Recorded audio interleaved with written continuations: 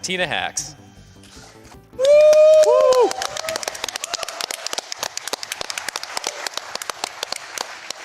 All right, brilliant. So yeah, this is Wonder Boy, the Dragon's Trap. The first 5 or 6 minutes of this run is pretty intense RNG manipulation, so I'm going to let my super awesome couch take that part, and then I'll be able to start talking about the run after that. So yeah, I'll give you a count of 3. 3, 2, 1, go. Go.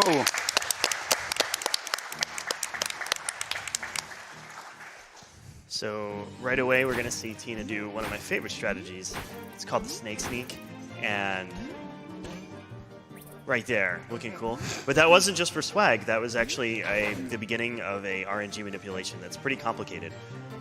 So the precise number of hits that Tina is going to take is very specific and designed to pull a beach boomerang.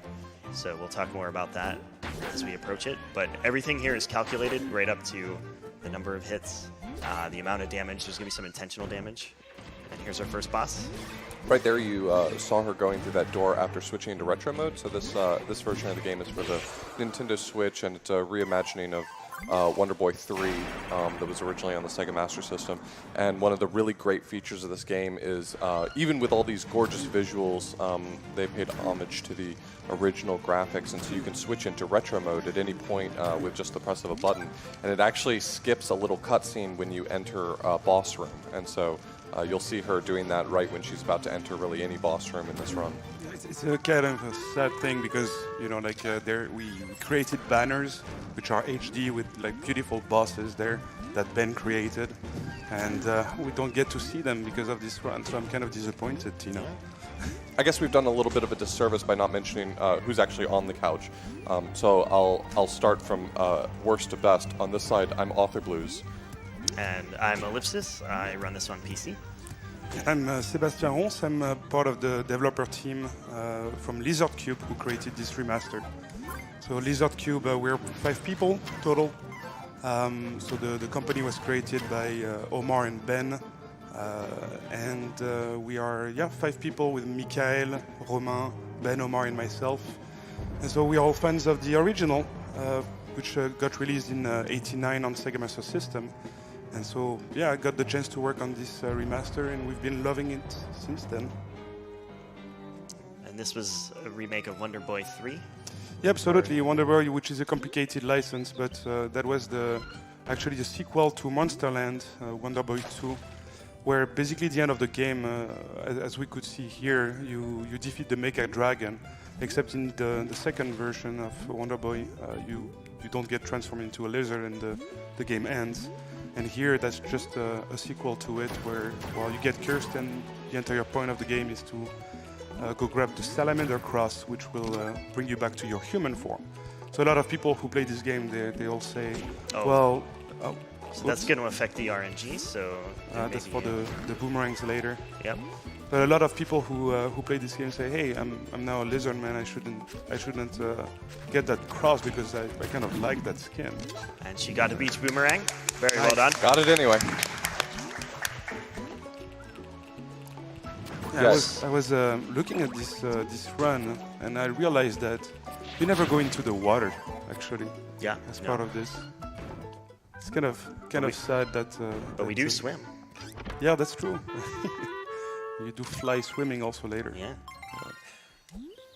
So Tina's done an enormous amount of work on this game to figure out exactly what needs to be done to get that beach boomerang and to get the some further manipulations that we're going to see. So there's a second boomerang coming up.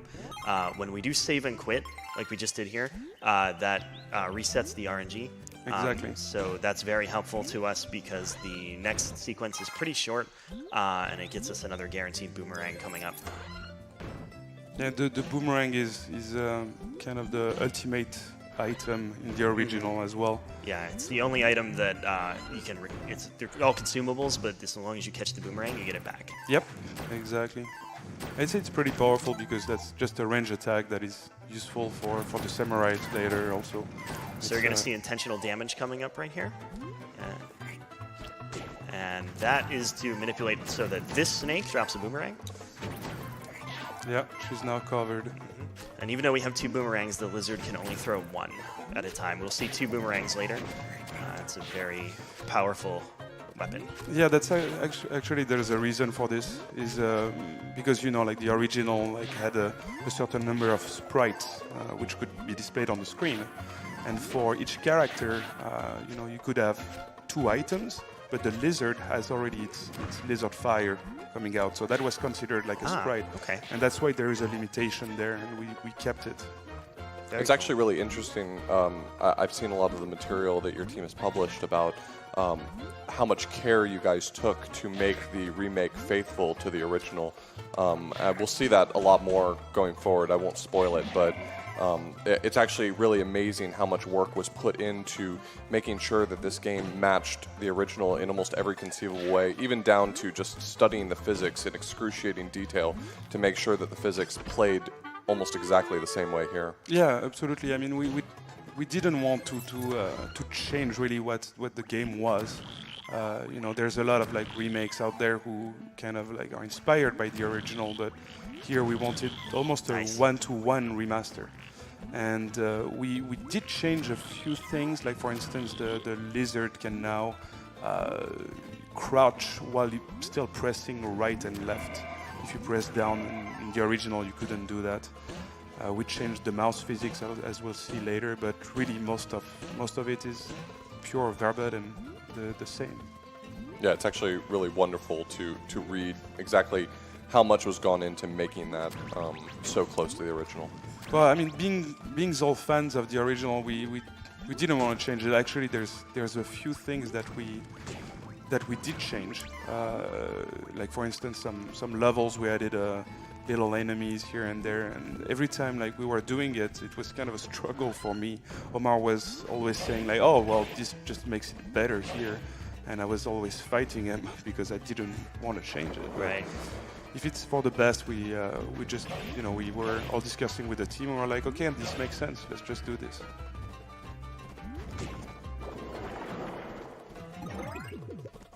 This is a good time to mention that some of us have committed to $25 donation per potion that is used for this run.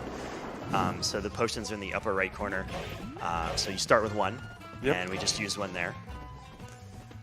Actually, in the original, you start with none. We changed that, and we wanted to be nice to the newcomers. Yeah. And save and quit right here. Right. And this transforms us to the mouse. And the mouse has more movement abilities, so... Yeah, actually, we changed a bit the movement here. You see when she just jumps on that wall here. The original reset your velocity, and so that was kind of awkward when trying to move from ceiling to the floor to different walls. And now it's a lot faster and kind of more fun to play. Yeah, for sure. The mouse movement feels really nice. I feel like a lot of times when you have a character that they can climb on walls and ceilings, it can be really awkward and clumsy the way you transition between different surfaces, but it actually feels really fluid in this game. Yep. That was exactly the intent. So the route calls for the secret chest here, and we're going to use that to buy a power-up. It's going to be the sword that increases damage. So, of course, there's defense items that we can get, but because we're speedrunners, there's nope, just glass cannon. So that's the Shogun Blade. The mouse will now do more damage. But everything Yeah, will... so it's worth noting most of this run is going to be a glass cannon run, which is fairly similar to the world record route, but we are picking up 2 hearts, and towards the end we'll be picking up 1 extra bit of armor that's going to help us out. Yeah, so the world record route is actually a 1 heart run now that Tina did. I think the marathon route is going to be 3 hearts. 1 heart is very, very hard. A lot of things will just take a full potion.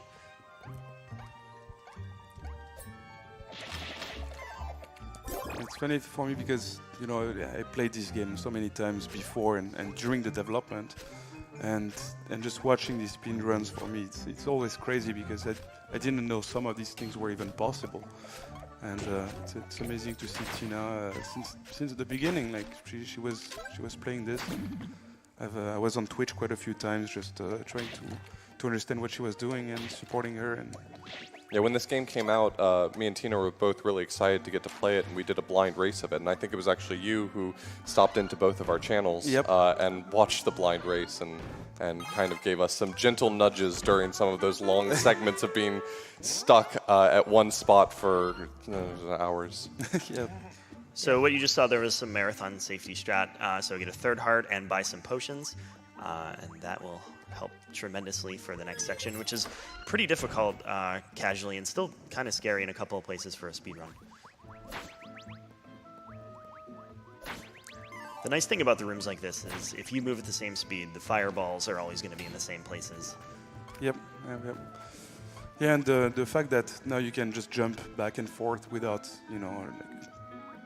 starting from scratch with your velocity, that helps a lot also. So that's why I was wondering, actually the original game must be a lot slower for speedrunning, just because of that. Do you guys actually know the time for the original? The world So record? the original has a couple of extra glitches, and the way that the one of the items that I'm going to be picking up later works a little bit differently. Yeah. So it actually does end up being faster Yeah, for that's- comparable routes. This is a route that really doesn't have a good comparison in the original, but the no major skips route, which would be pretty comparable to all bosses in the original, this is a little bit slower. So I guess you're referring to the Tasmanian sword, right? Mm-hmm. Yep. We can talk about that when we encounter it later. And that right there was the power of double boomerang, which really just chops through those guys really fast. Yeah, a lot of these enemies are meant to slow you down severely, so just being able to take them out with double boomerangs is really significant.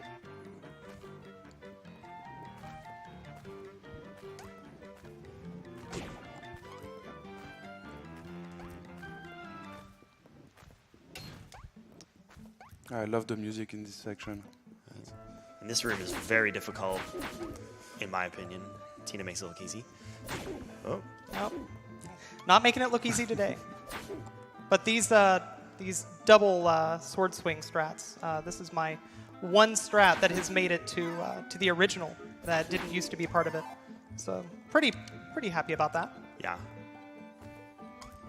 And those guys hit very hard, so again, there are defensive items, but in a speedrun, we're really taking a lot of risks. And the money routing is pretty tight, so that's the other thing, is the things we're going to buy are calculated for exactly what's going to get through this fast.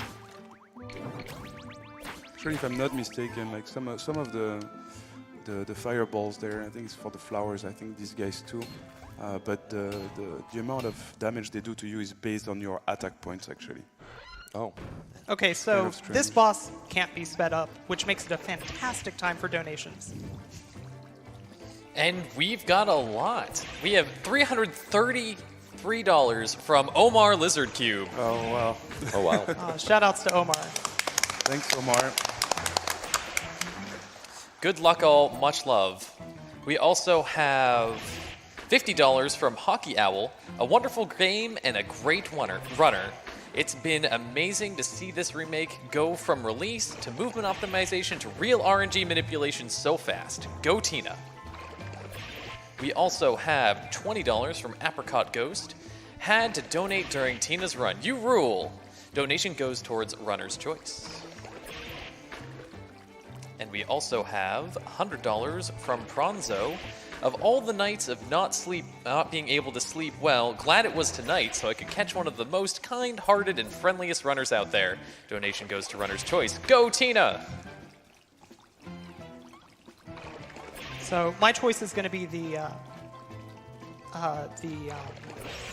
two games, one controller run. Really looking forward to that one, which I believe is the next unmet incentive since we now have gotten Task Lock done. So we're going to use that key later. All right, so Ellipse, you might want to start explaining what's about to happen because Okay. this is going to get weird kind of soon. Yeah, sure. So the fish, his ability is that he can swim, but he also has another ability. And apparently this was a glitch that was also in the original Wonder Boy, and the developers intentionally chose to leave this in. And I don't want to really spoil the surprise, but I'm going to say it's something that is harder in the remake because this is a 60 frames per second game instead of 30. So the speed that Tina is going to do some inputs that we're going to see very shortly is very significant. Yeah, It's actually really interesting how she'll do those inputs too, and we'll talk about that. It's different how you can do that here versus in the original game. Yeah, actually, like in the original, I learned about that bug very late, and when we were redoing this, well, we were like, well, it's kind of a fun bug, Right. and so we decided indeed to keep it, even though at first I wanted to change it myself, but Omar decided like, well, no, it makes sense, and by leaving this bug, it created an opportunity for a speedrun just in our version.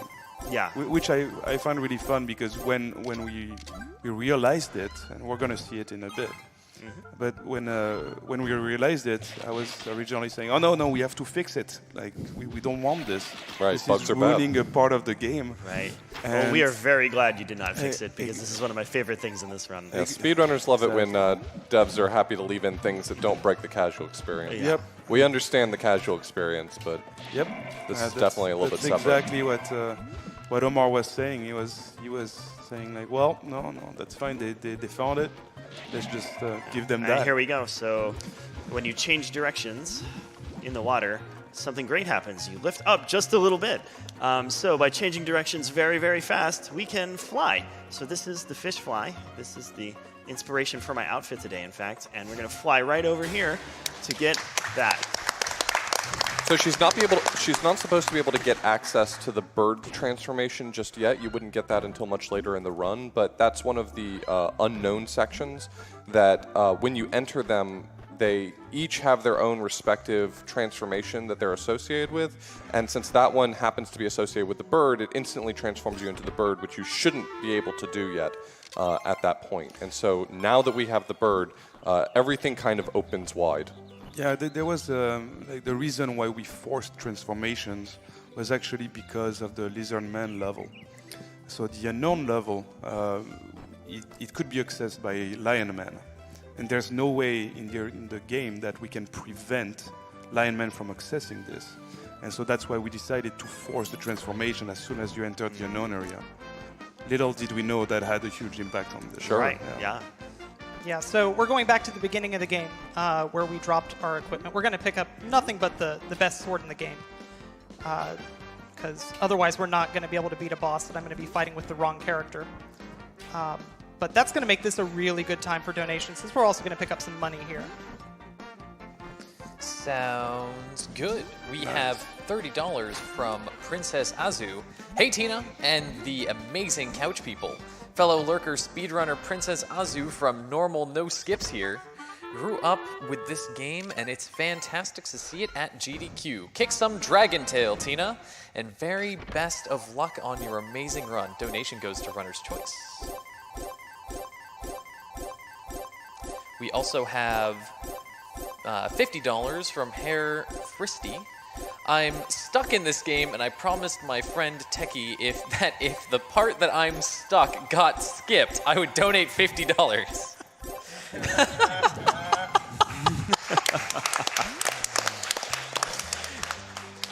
Now this hasn't happened, so instead I will donate $50 as a thank you for showing me how to proceed.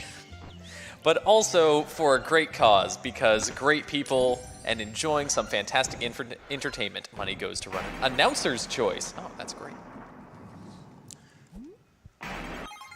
So that's the end of the early bird sequence, but because we have the legendary sword, which we should not be able to have access to, we'll be doing much more damage with the mouse character than you normally would on a casual playthrough. I'm so used to speedrunning 8-bit and 16-bit games from eras that are almost from before I was born, so I don't usually have the opportunity to say this, but I do want to make a comment about this game. It's such a new release that I sometimes worry that someone's going to see it at a speedrun marathon and say, well, I guess the experience has been ruined for me. I will say that the speedrun of this game and the casual experience of this game couldn't possibly be more different, in my opinion. And if you think that this game looks beautiful, which it does, sounds beautiful, which it does, or plays wonderfully, which it does, I would strongly encourage you to try it out. It's so much fun to play, and it's a fantastic game on its own right, and a almost perfect recreation of a really classic game that I think, at least for North Americans, we really missed out on just due to the popularity of Nintendo versus Sega systems. Yeah, and if you want more nostalgia, there's a button that you can press to turn the graphics to retro, and we did that in order to skip a very short cutscene before bosses. But you can play the entire game in retro mode as well, and the developers did a very, very excellent job making sure that both the retro and modern graphics are seamlessly transitioned. I actually often play myself with the retro music, just the new graphics.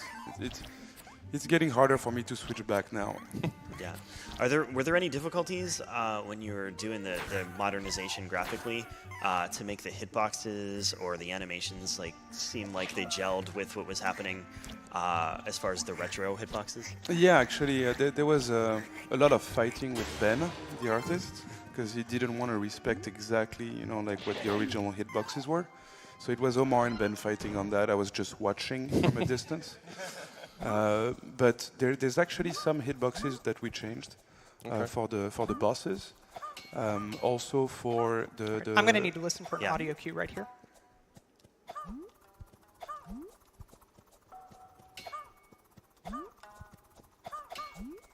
Nice. It's a very hard one. Congrats. Yeah, for Lion Man also, basically sword, we increased the size of the hitboxes to match the modern version, actually. So it was kind of reverse. But otherwise, no, it was pretty straightforward from my standpoint. Yeah, one of the things that I've noticed is that the turnaround animation, I used to actually switch to retro for a couple of rooms for the turnaround animation because it was one frame. Yep. Versus the modern animation where there's actually a turning pose.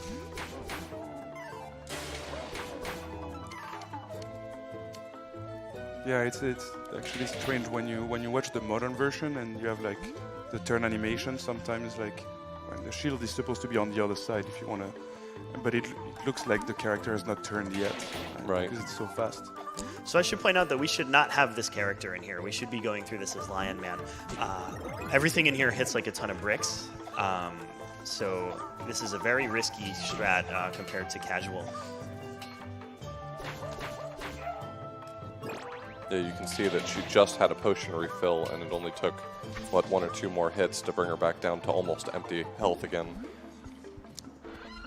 This whole segment, making it through this this dungeon, or whatever you'd prefer to call it, is very difficult casually, but she makes it look so easy. You can see she just entered a door on the right side here, which was hidden. So the original is famous for having a lot of hidden doors and rooms. And so that's something that you don't necessarily see in a speedrun, but playing casually as you discover that, that's just such a magical feeling every time. And we actually discovered some secrets while remaking the game.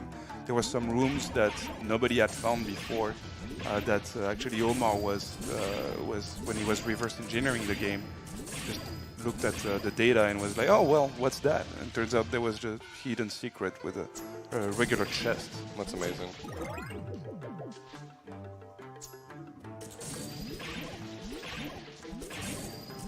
Yeah, I don't know.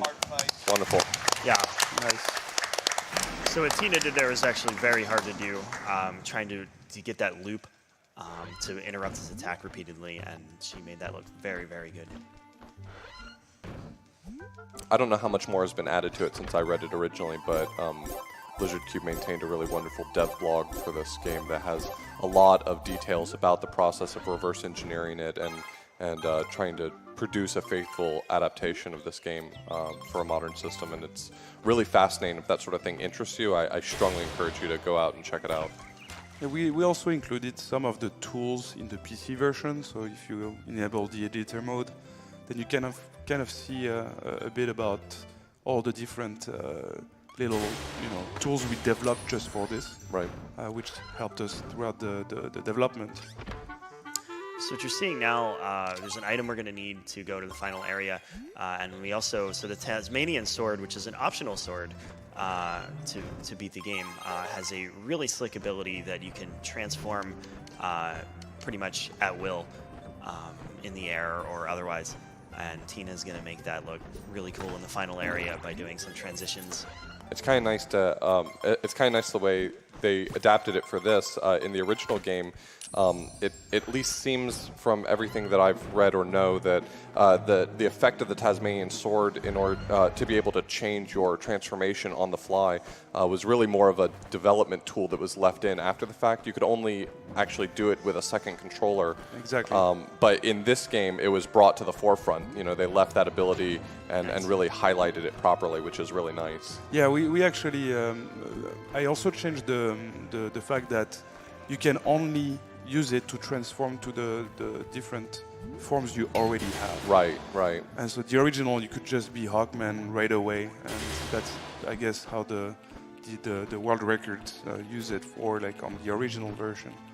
But yeah, we wanted to change that because that was kind of ruining some part of the game. Sure. And I think it's pretty nice now.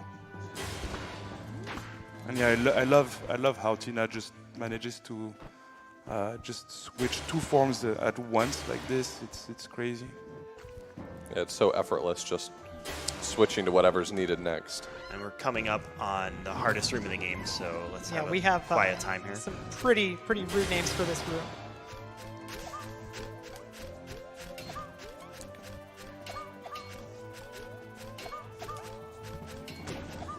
That's fine. That's still really That good. was really great. Yeah. Yeah. And if you get hit in there, you want to get hit by the flower things. Take advantage of those iframes because otherwise the blue ninjas will just hit you like a ton of bricks. Yeah, those are one-hit kills. I think that's like the one spot in this run that you actually get to see what Lion Man's specific ability is, which is being able to attack blocks beneath him. Yep. It's really necessary for advancing in the game, but the one other opportunity that you would have really gotten to see that, she actually used the mouse to be able to do the same thing. So It's a shame because so Lion Man is the most powerful character in the game with the Muramasa blade. I think that's you max out the attack points there. But That is not an easy entry. yeah. yeah.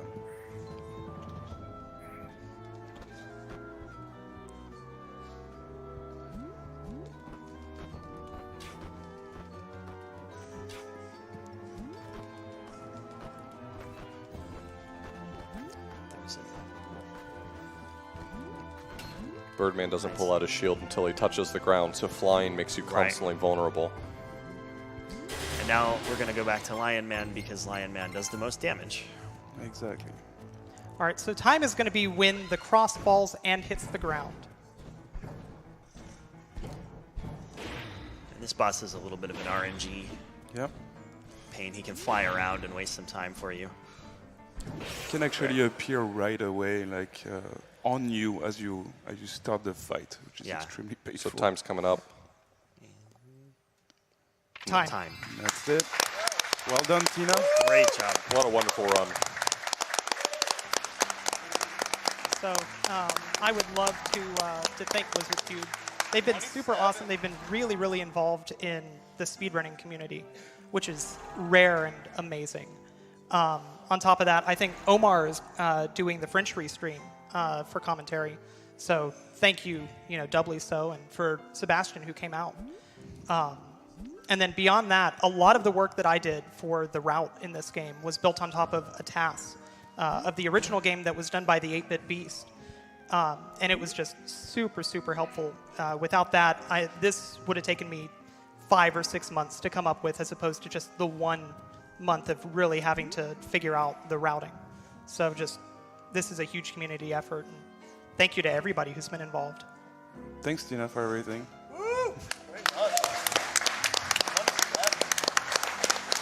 What was the time? And on the note of potions, that was 3 potions were used over the course of the run. So that's going to be 75.